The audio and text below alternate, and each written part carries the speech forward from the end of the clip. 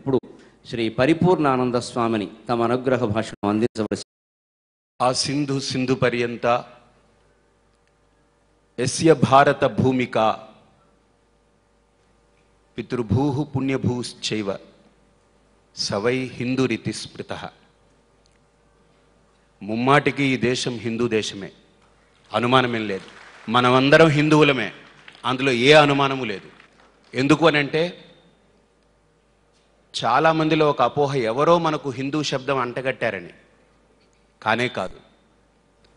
చాలామందిలో ఇంకో అపోహ, సింధు నాగరికత నుంచి వచ్చిందని, సకారానికి హకారంగా తప్పుగా పలికారని. అది కాదు.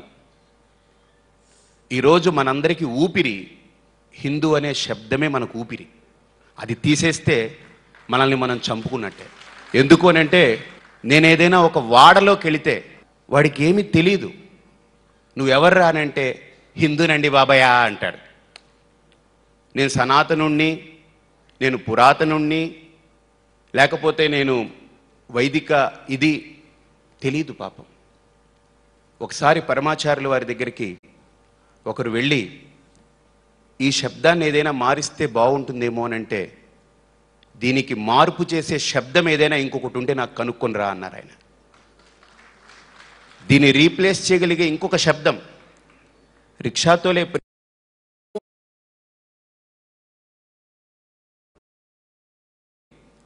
హిందూ అనేటువంటి శబ్దానికి అస్మద్ గురువులు దయానంద సరస్వతి స్వామి వారు అద్భుతమైనటువంటి నిర్వచనం ఇచ్చారు. హిమ్ అంటే పాపం, హిమ్ అంటే అపశబ్దం, దు అంటే దూషయతి ఖండయతి ఇది హిందూ. అంటే పాపాన్ని, అపశబ్దాన్ని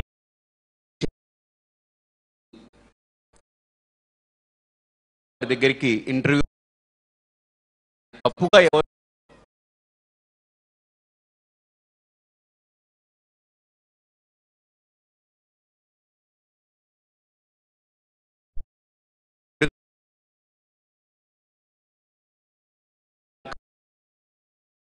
శబ్దమే అన్నారు.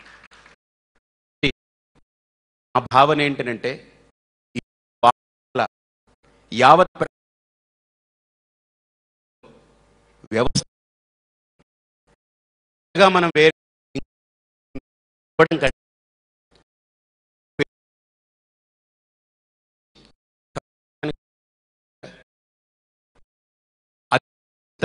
తుల్యమా కాదా ఆ ఒక్క భావన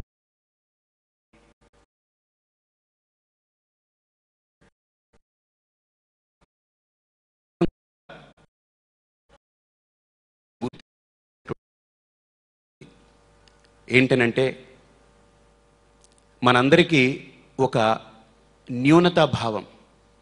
ఏమనుకుంటారో, వీళ్ళేమనుకుంటారో, వాళ్ళేమనుకుంటారో అని మన ఆచారాల్ని చాలా వరకు వదులుకున్నాం. కొంతమంది ఏంటంటే ఇంట్లో వరకు పాటించి వీధికి వచ్చిన తర్వాత మనకు వద్దులే, మామూలుగా ఉండిపోదాం, సివిలియన్గా అనుకుంటున్నారు.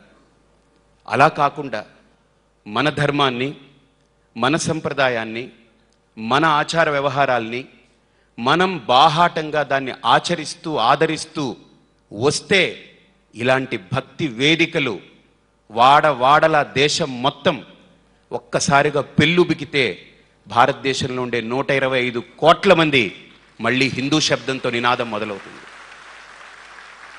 నేను ఒకసారి ఒక చర్చా వేదికలో అడిగాను, నేను కొంత డబ్బు ఎవరినైనా పోగు చేసి అడిగి వాటికన్ సిటీకి వెళ్ళి ఒక 300 గజాల స్థలం తీసుకుని ఒక ఆశ్రమం కట్టుకుని అక్కడ శ్రీరామ్ జయరామ్ జై జయరామ్ అని మైకులో అఖండనామ సంకీర్తన చేస్తే ఆ దేశం నాకు అనుమతిస్తుందా? ఇవ్వదు. మక్కాలో, సౌదీ అరేబియాలో మక్కా పక్కన ఒక 300 గజాలు నేను తీసుకుని సుప్రభాతం పెడితే అక్కడ వాళ్ళు ఒప్పుకుంటారా? ఒప్పుకోరు. కానీ మన భారతదేశంలో క్రైస్తవమే కాదు, మహమ్మదీయమే కాదు, బౌద్ధమే కాదు, వీటన్నిటికంటే అతీతంగా విలక్షణంగా నాస్తికానికి జన విజ్ఞాన వేదికలకు కూడా వేదిక చేశాం మనం. అది మన యొక్క గొప్పతనం. అంటే నాస్తికుల్ని కూడా ఒక మతస్థుడిగా మనం గుర్తించాం, ఒక పీట వేయగలిగాం. మనమే ఆ పీట వేయకపోతే, మనమే ఒక ఫెనటిక్గా బిహేవ్ చేస్తే, మనమే ఒక హిపోక్రటిక్గా బిహేవ్ చేసి ఉంటే ఈరోజు భారతదేశంలో ఇన్ని చర్చిలు రావు, ఇన్ని మసీదులు రావు, ఇన్ని బౌద్ధారామాలు రావు, ఇన్ని విజ్ఞాన వేదికలు లేకపోతే నాస్తిక సిద్ధాంతాలు రావు. అంటే ఇంతమంది భారతదేశంలో సురక్షితంగా ఉన్నారు అనంటే, ఎక్కడ ఏ అరబ్ కంట్రీలో మహమ్మదీయులను అడిగినా భయంతో చచ్చిపోతున్నారు, ఎప్పుడు ఏ రకమైన దాడి జరుగుతుందో ఏమో అని. కానీ భారతదేశంలో మహమ్మదీయులు ఎంతో సురక్షితంగా ఉన్నారు. భారతదేశంలో క్రైస్తవులు ఎంతో హాయిగా స్వేచ్ఛాగాలిని పీల్చుకుంటూ ఉన్నారు. భారతదేశంలో బౌద్ధులు హాయిగా వాళ్ళ ఆరామాల ద్వారా వాళ్ళ విధులు నిర్వహించుకుంటున్నారు. భారతదేశంలో నాస్తికులు స్వేచ్ఛా విహారం, స్వైర విహారం చేసేదానికి మన అవకాశం చక్కగా ఇచ్చాం. కాబట్టి ఇంతమంది భారతదేశంలో హాయిగా ఉండగలుగుతున్నారు అనంటే మనం మర్చిపోకూడని అంశం వీటన్నిటికీ ఆలంబనంగా ఉండే ఒక్క హిందూ ధర్మం మాత్రమే. ఈ హిందూ ధర్మం భారతదేశంలో ఉంటేనే భారతదేశంలో ఇంతమందికి ఆధారంగా ఉన్నప్పుడు, ఇదే హిందూ ధర్మం విశ్వం మొత్తం వ్యాపిస్తే అన్ని మతాలు హాయిగా ఉంటాయి. కాబట్టి హిందూ మతం కాదు, మనది ధర్మం. కాబట్టి ధర్మో విశ్వస్య జగతః ప్రతిష్ఠ తస్మాద్వై ధర్మం పరమం వదంతి. అంతేకాదు, హిందూ ధర్మం గురించి ఆలోచిస్తున్నప్పుడల్లా రాముడు చాలా అద్భుతంగా గుర్తుకొస్తుంటాడు. రక్షిత స్వస్య ధర్మస్య ధర్మస్య పరిరక్షిత అంటారు ఆయన. అంటే రాముడి యొక్క గొప్ప గుణం ఏంటంటే, తన ధర్మాన్ని గుర్తించి దాన్ని ఆచరించడం ఒక అంశమైతే, ఇతరుల యొక్క ఆచారాలని కట్టుబాట్లని కూడా గౌరవిస్తాడు. వాళ్ళని వాళ్ళ ఆచారాలని ఆచరించుకునేందుకు వీలుగా వాళ్ళకి అవకాశం కలిగిస్తారు. అది మనకు రాముడు నేర్పినటువంటి గొప్ప అంశం. ఆనాటి రాముడు నుంచి ఈనాటి మనం సమాజంలో అదే విధానాన్ని అవలంబిస్తూ వస్తున్నాం. ఏ రోజు హిందూ ధర్మంలో ఒకరు క్రైస్తవుల్ని విమర్శించడం కానీ, మహమ్మదీయుల్ని విమర్శించడం కానీ, బౌద్ధుల్ని విమర్శించడం కానీ, నాస్తికుల్ని విమర్శించడం కానీ ఎక్కడా చూడలేదు. అదే బాణీని భక్తి టీవీ కూడా చాలా అద్భుతంగా ఆదరిస్తూ వస్తుంది. ఏ రోజు భక్తి టీవీలో ఒక క్రైస్తవుని విమర్శించడము, మహమ్మదీయుని విమర్శించడము, బౌద్ధుణ్ణి విమర్శించడము, నాస్తికుణ్ణి హీనంగా చూడడము చేయలేదు. అందుకని వాళ్ళందరినీ పెట్టుకోలేదు. చౌదరి గారి యొక్క భావన ఒకటే, ఈ భక్తి టీవీ పూర్తిగా హిందుత్వానికి అంకితమైనటువంటి ఛానల్ ఇది అని ఆయన యొక్క భావాన్ని స్పష్టంగా కుండ బద్దలు కొట్టినట్టు మిగతా ఛానళ్ళు బోల్డ్ ఉన్నాయి, ఆయన చేతిలో మిగతా 3 ఉన్నాయి, అన్ని రకాలకి వాడుకోవచ్చు. కానీ ఒక్క భక్తి మటుకు కలుషితం కాకుండా ఈ హిందూ వ్యవస్థకు ఉపయోగపడాలన్నదే ఆయన యొక్క లక్ష్యం. నేను ఆయనతో మాట్లాడుతున్నప్పుడు ఒక మాట అన్నాడు, ఏ రోజైనా భక్తిలో ఒక క్రైస్తవం లేకపోతే అన్య మతం ఏదైనా వచ్చింది అని అంటే గుర్తుపెట్టుకోండి స్వామీజీ, ఆ రోజు ఆ భక్తి టీవీ నరేంద్ర చౌదరిది కాదు. అంతే. నాది అయ్యున్నంత వరకు, నేను కాపాడుతున్నంత వరకు, నాది అనుకుంటున్నంత వరకు దాంట్లో హిందుత్వానికి ఒక పెద్దపీట వేస్తాము. కానీ నేను ఆయనలో గుర్తించింది, హిందుత్వాన్ని ప్రేమిస్తూ మిగతా వాటిని ద్వేషించట్లేదు ఆయన. అన్నిటికీ దాని గొప్పతనాలు ఉంటాయి. మన హిందుత్వాన్ని చాటి చెప్పేదానికి ఒక ఛానల్ ముందుకు రావాలనేటువంటి తాపత్రయంతో ఆయన యొక్క వేదికను ఎంచుకుని హైదరాబాదులో ఆచార్యత్రయ సంగమం జరిగినప్పుడు కూడా పూర్తిగా దాన్ని విస్తృత ప్రచారం కల్పించి అప్పటి నుండి ఒక స్థానాన్ని కల్పించాలనుకునేటువంటి తదేక లక్ష్యంతో పరిశ్రమించారు. దానికి ఇదిగో ఈ రూపం దాల్చింది ఈ వేదిక. అలాగనే ఈరోజు మనం గుర్తించుకోవాల్సిన అంశం ఏంటంటే, ప్రధానమైన అంశం, మనందరం కూడా అన్నీ ఉండి ఏదో సామెత చెప్పినట్టు ఐదోతనం లేదన్నట్టు మన సంస్కృతిలో మన ధర్మానికి ఆచార్యులు తక్కువ కాదు, ఆచార వ్యవహారాలు తక్కువ కాదు, సనాతన పరంపర తక్కువ కాదు, వాంగ్మయాలు తక్కువ కావు, క్షేత్రాలు తక్కువ కావు, తీర్థాలు తక్కువ కావు, దేశానికి ఉండేటువంటి చరిత్ర తక్కువ కాదు, కొన్ని లక్షల కోట్ల సంవత్సరాల చరిత్ర ఉంది. ఇన్ని ఉండి మనం ఏదో తెలియనటువంటి ఒక భయానికి లోనవుతున్నాం. ఆ భయం పోవాలి. అందుకే నేను అనుకుంటూ ఉంటాను, ఈ దేశం మన రక్తం కాకూడదు కాలుష్యం, మేలుకో కోలుకో కోరుకో ఈ దేశపు సౌభాగ్యం. మన దేశం మన రక్తం కాకూడదు కాలుష్యం. కాబట్టి ఇది కాకుండా ఉండాలి అనంటే ప్రప్రథమంగా మనం చేయవలసినటువంటి ప్రధానమైన అంశం, ప్రతి హిందువులో నేను హిందువుననేటువంటి ఒక భావజాలం స్పష్టంగా బయట పడాలి.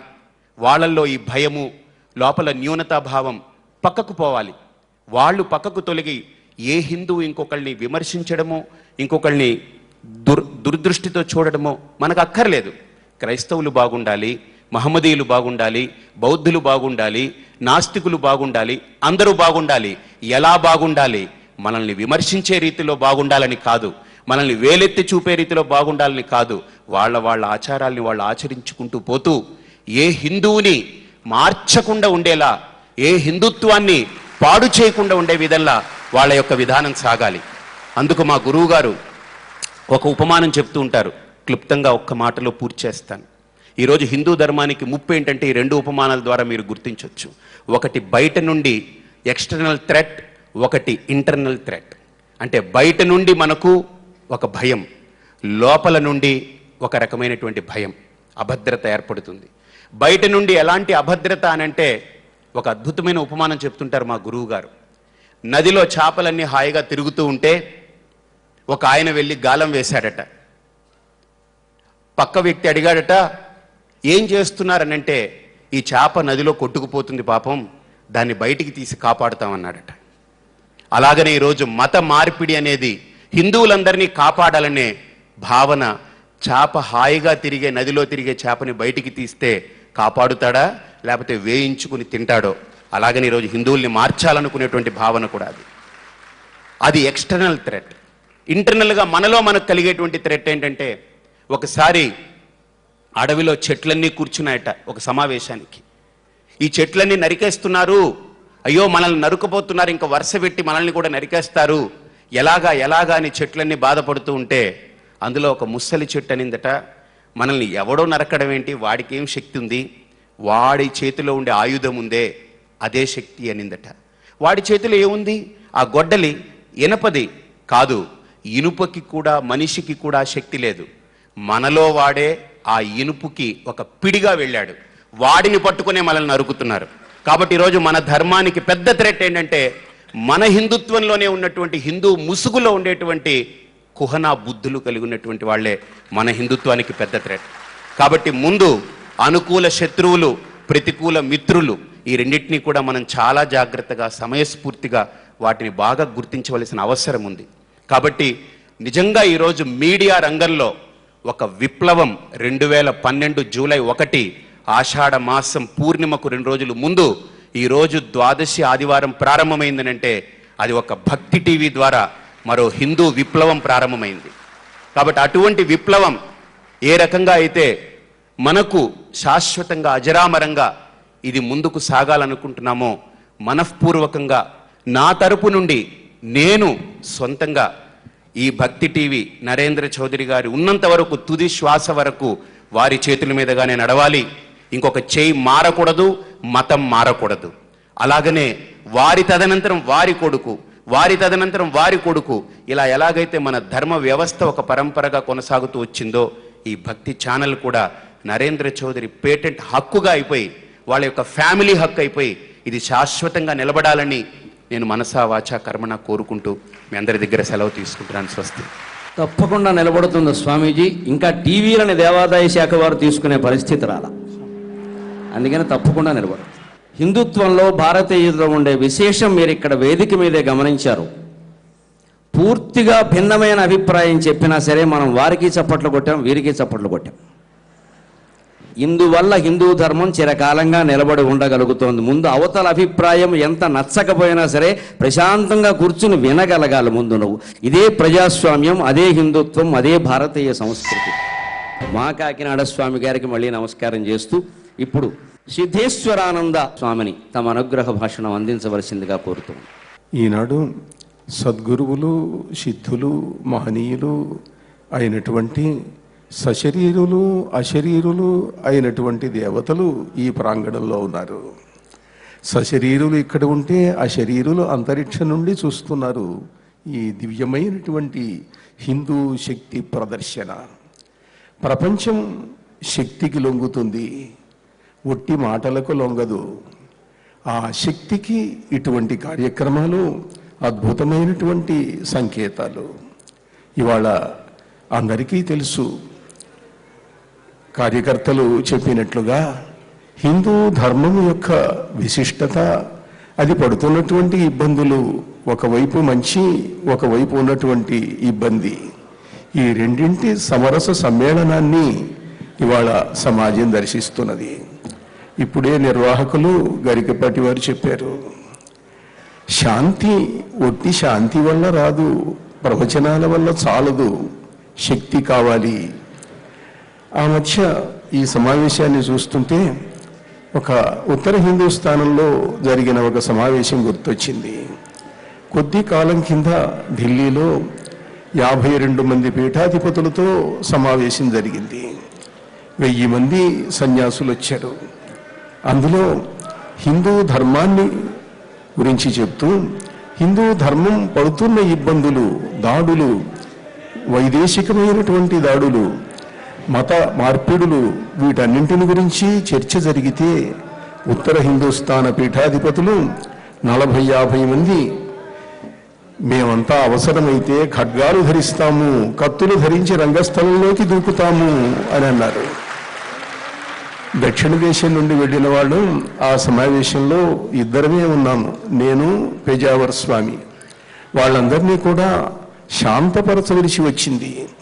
అంటే సన్యాసులు కూడా ఖడ్గాన్ని ధరించాలి, శాంత స్వరూపులు, సహన స్వరూపులైనటువంటి సన్యాసులకు కూడా ఈ దేశంలో హిందూ జాతికి, హిందూ మతానికి, హిందూ ధర్మానికి జరుగుతున్నటువంటి కష్టాలను చూసినప్పుడు, బాధలు చూసినప్పుడు, దాడులు చూసినప్పుడు సన్యాసులకే అంత ఆగ్రహావేశం కలిగితే నేను అన్నాను, ఇది ధర్మాగ్రహం, ఇది ధర్మావేశం, ఈ ధర్మావేశం అవసరమే ఇవాళ. అయితే ఇంకా అంత సమయం రాలేదు. ఇవాళ దేశాన్ని రక్షించటానికి, జాతిని రక్షించటానికి, హిందూ సమాజాన్ని రక్షించటానికి భౌతికమైనటువంటి శక్తులతో పాటుగా భౌతికంగా ఎందరో ఉద్యమాలు చేస్తున్నారు, అనేక కార్యక్రమాలు నిర్వహిస్తున్నారు. దాంతోపాటుగా ఇటువంటి శక్తి ప్రదర్శనాత్మకమైనటువంటి కార్యక్రమాలను ఈ భక్తి ఛానల్ వంటి వాళ్ళు నిర్వహించి ఇవాళ హిందూ ధర్మానికి మంచి రోజులు వస్తున్నాయి. ఈ హిందూ ధర్మం ప్రపంచం మొత్తానికి ఆదర్శప్రాయంగా వెనకటి కాలంలో వలనే, పూర్వకాలంలో వలనే ప్రకాశిస్తుంది అని ధర్మాచార్యులు మీ ముందు నిలబడి తమ అనంతమైన శక్తివంతమైనటువంటి వాక్కును అందిస్తున్నారు. ఈ దేశం ఎప్పుడూ కూడా ధర్మాచార్యులు, వేద పురుషులు, సన్యాసులు, యోగుల వల్ల ప్రేరణ పొందుతూ వచ్చింది. ఈ అరణ్యాలలోనూ తపస్సు చేసుకుంటూ ఉన్నటువంటి మహనీయులు అవసరమైతే సమాజంలోకి వస్తున్నారు. ఈ సమాజం ధర్మగ్లాని జరిగినప్పుడు సమాజ రూపుడైన పరమేశ్వరుడు తనను తాను సృష్టించుకుంటాడు. ఒక శివాజీని పంపిస్తాడు, ఒక రాణా ప్రతాపును తీసుకొస్తాడు, ఒక కృష్ణదేవరాయని సృష్టిస్తాడు. ఈ సమాజం యొక్క లక్షణం అది. హిందూ సమాజం బలహీనమైనది కాదు. తాత్కాలికంగా అప్పుడప్పుడు ఇతరులను ఎదుర్కోలేని స్థితి రావచ్చు, కానీ విజయం మనదే. విజయం ఎప్పుడూ కూడా ఆర్ష ధర్మానికి చెందినటువంటి వాళ్ళది.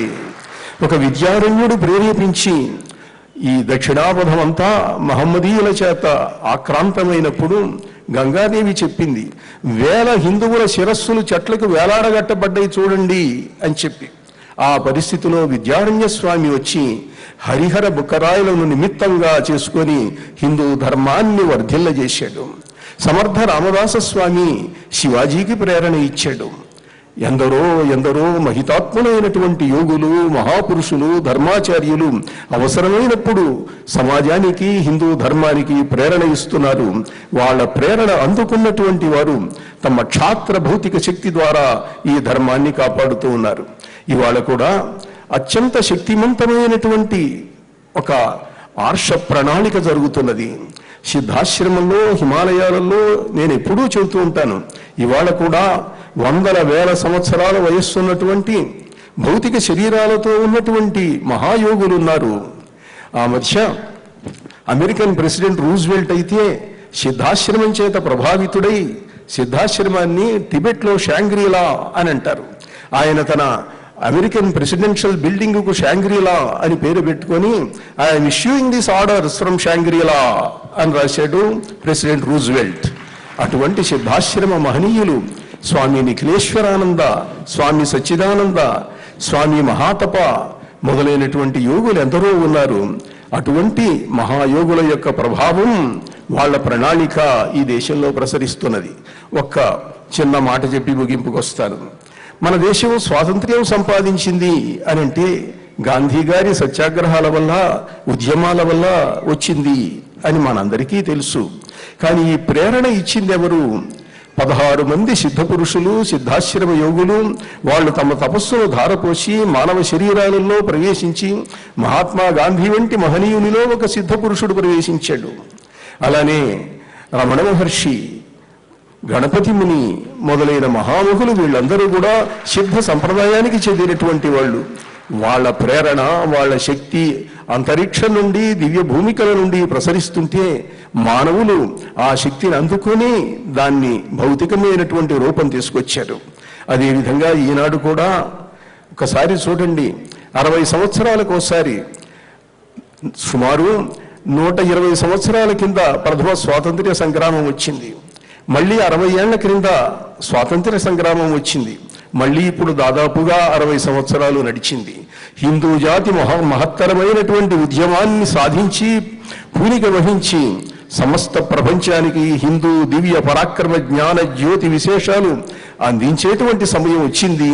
దానికే ఇటువంటి కార్యక్రమాలు రూపొందించబడుతూ ఉన్నాయి. అందుకే చచ్చిన జాతి కాదు మరి చావదు 1000 యుగాలకైనా. ఇందాక గరికపాటి వారు అన్నారు, స్వామివారు పద్యం చదివితే, నేను పద్యాలు ఎక్కువ చదవటం మానుకున్నాను ఈ మధ్య రాగయుక్తంగా. చచ్చిన జాతి కాదు మరి చావదు 1000 యుగాలకైనా, వెన్నిచ్చిన జాతి కాదు పరువెత్తి విరోధిని విల్చి కౌగిటం గృచ్చిన జాతిరా ఇది. మరుత్తరు శాఖలతోడ హాయిగా చనగాయలాడుకొనెరా మన కీర్తిల తామ తల్లికల్. ఇది చచ్చిన జాతి కాదు, చావదు, శాశ్వతమైనది, సనాతనమైనది, చిరంతనమైనది, నిత్యమైనది, సత్యమైనది. అనంతమైన పరమేశ్వర శక్తిని ఎప్పటికప్పుడు ఆవాహన చేసేటువంటి మహాజాతి ఇది. అందులో ఈనాడు ఈ ఆంధ్రజాతి యొక్క పరాక్రమం, వాగ్వైభవం ఇవన్నీ కూడా ఇక్కడ ప్రస్ఫుటితమవుతున్నాయి. ఇదిగో రాయపురోలు వారి మాటతో ముగిస్తున్నాను. ఏ దేశమేగినా ఎందు కాలిడినా, ఏ పీఠమెక్కినా, ఎవ్వరేమనినా, ఎవ్వరెదురైనా పొగడరాని తల్లి భూమి భారతిని, నిలుపరా నీ జాతి నిండు గౌరవము. సూర్యుని వెలుతురు సోకినందాక, ఓడల జెండాలు ఆడునందాక, అందాక గల ఈ అనంత భూస్థలిని మన భూమి వంటి చల్లని తల్లి లేదు. నిలుపరా నీ జాతి నిండు గౌరవము అంటూ ఒకటే పరమ పవిత్రుడు, పూర్వజన్మలో పుణ్యం చేసుకున్నవాడు, వాడు హిందువుగా పుడతాడు. మీరంతా పుణ్యాత్ములు, హిందూ ధర్మ రక్షకులు. నారాయణ నారాయణ.